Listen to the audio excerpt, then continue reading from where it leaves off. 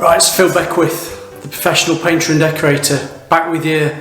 Another quick instalment on this home, house, project renovation, whatever you want to call it. A couple of days since we've last spoke about what we're doing on this job. Let's get back a bit. You know, we've got bare plaster rooms, we've put coving up, you've seen that on a previous video. That's in this room. This is the first room that we started doing coving. That's all been rubbed down now, and it's all ready and prepared for that primer coat going on. Now, when I spoke about doing that primer coat, I mentioned about acrylic primer undercoat. You can go around with it. What I'm going to do, I'm actually going to put my wash coat on all the bare plaster and the coving, and I'm going to use Optiva primer. That's the Decorators product. So once all that's over the bare plaster walls, even that, you see the wood going round, the Optiva primer can go onto that. I'm not too worried about a bit of overspray and a bit of Optiva primer going onto that, because that'll be rubbed down, and then when it comes to painting, that'll be painted actually in, oh, get my fingers right, with the actual main filling of the wall area. Oh, come back, filling of the wall area. The frieze going across the top that then goes up to the coving is going to be taken in. Is going to be taken in with the actual ceiling colour, which will be nice. So we've got ceiling and frieze, all and coving, all in the same colour, and then the picture rail going round, and then the main filling of the wall is all going to be a different colour. We don't know the colours yet, but that's the plan. The woodwork will then be the same colour as what the ceiling and frieze is, so that'll match in nicely. But for now, because this is just the touching base with you, where we've got to with this project at the moment, I've got two rooms ready and all prepared with coving. They've both been rubbed down, the coving. One room, which I'm in now, that's all been Merca sanded. You all know about the Merca sanders.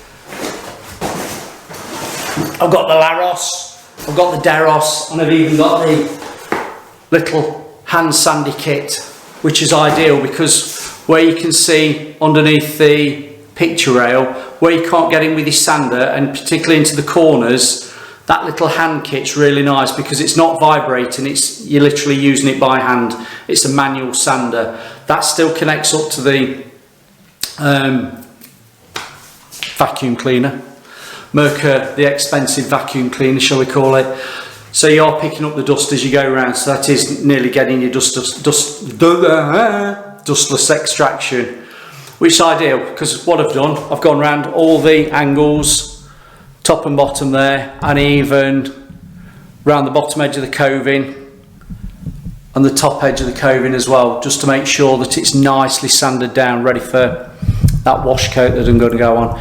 And you're going to say to me, Phil, why have you sanded the walls down with the Merca before you put the wash coat on? I like to do that because I'm only using a worn 120 sanding pad.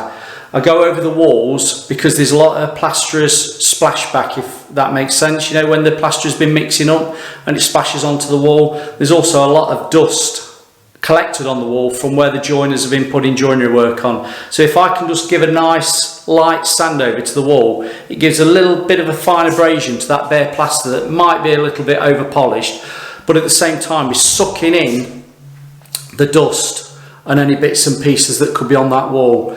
That gives me a clean surface to paint on. We've got no problems with dust sitting on the surface and then paint reacting with it, because I see a lot of people having problems with reactions with paint on dusty surfaces. That doesn't happen. We're going to wash coat it using the sprayer. Once that's dried, I can then go back with it, either with a hand sander, you know, I've got a pole with a sander on it, and just lightly nib down, or if I feel the need, if it looks quite bad on the plastering, I could go back with the Merca, go over the walls, and then anything that needs filling can be done there. Hoping, now I've done that first sand over the walls, they won't be that bad for a load of filling, but we will see. Who knows? Right, the next thing I'm going to be saying is make sure before you start doing any spraying, make sure you've got your sockets, your switches, your windows taped up. We've got a fireplace in this room that you've seen on the previous video. They're all cast iron fireplaces. I could not get any of my tape to stick around the cold metal edge. So what I've done, I've gone around with it with some just ordinary fabric, duct tape sort of stuff, just to give me something to stick to the fireplace, and then I can use my three-hand masking machines, whatever you want to call these. Can you see? The 3M masking machines. I can go around. The tape that I'm using is the Q1. It's the yellow tape, which is the Decorators General tape. That will stick nicely to the fabric tape that's on there.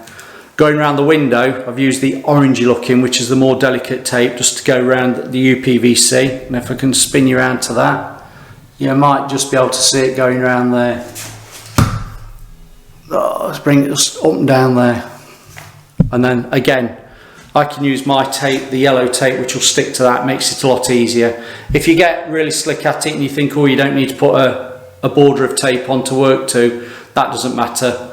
You can just go straight on with that. It's entirely up to you how you want to do it.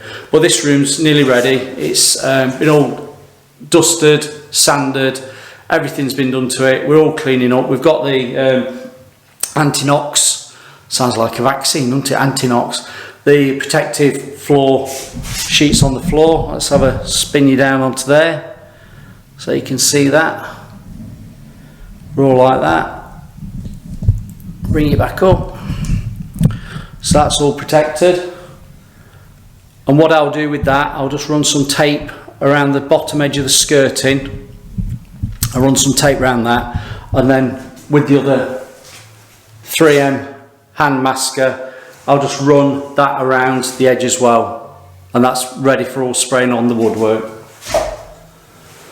The next thing we've got to address, and that'll be on another video, let's bring you around, are these oak doors. Now currently they're all brand new. The joiner's just put the handles on, which is great. He's had a right job trying to fit them, so we're not going to take those off. We'll tape round them. But because they're so dry, we're going to get a coat of varnish on them just to protect them. So that'll be on another video. So I'll talk you through what we do with these oak doors, because I don't want anybody touching them before we've actually got anything on them and getting greasy finger marks. So are we all right now? Are we just knowing where we are with it? I'm just touching base with you. It's nothing complicated on this video. Just telling you where I am with it so you can see the progression of this project. Now, what I found out yesterday, they've got a cast iron bath, a roll top cast iron bath. It's never been painted on the outside. And when I mean painting, I mean decorative paint finishes. Watch this space. What I'll do, when I've edited this video, I'll put you a photo on of what I've shown the customer, my idea of how the bath should look. So when you see this video, you'll get a glimpse of what I want to be doing to this bath. It won't be this week, won't be next week. It might be at the end of the project. But no, I'm going to put a marble decorative finish, fantasy marble on the outside of the bath. Nothing complicated. Doesn't need to be matching anything, so we can do a fantasy marble effect, and that'll be coming up on another video. But for now, let's do over and out. Give us a subscribe, give us a thumbs up, smash that bell if you're already subscribed so you can keep track on how this project's going. Again, this is just a bit of a talkie before I get you into actually a painting, spraying, marbling video, so that'll all come later. But thanks for listening to me, and I'll see you on the next one.